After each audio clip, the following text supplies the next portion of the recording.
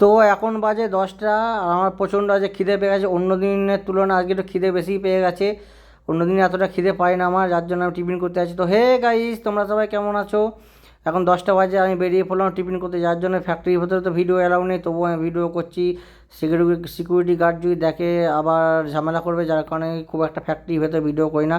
এখানটায় একটা ছোট্ট বানার গার্ডেন আছে, যার কারণে আমি এই সাইডটা ভিডিওটা করলাম।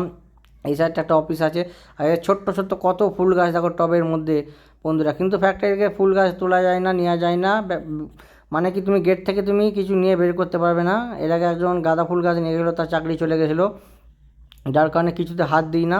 হ্যাঁ, তবে এমনি তুমি হাত দিয়ে দেখতে পারো, কিন্তু কিছু বের করতে চাই না। আমাদের ফ্যাক্টরিতে বিশ্বকর্মা পুজোর সময় তোমাদের গেট খোলা থাকে, মেন গেট খোলা থাকে, তোমরা সবাই চলে আসতে পারবে।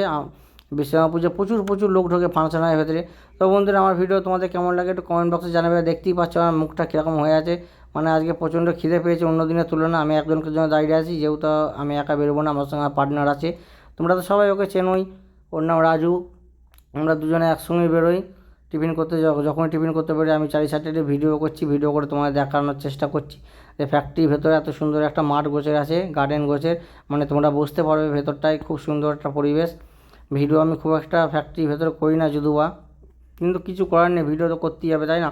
কত আমরা বাইরে বেরোনোর সময় পাই, সারাদিন কাজের মধ্যে বাইরে বেরোনোর সময় পাই না।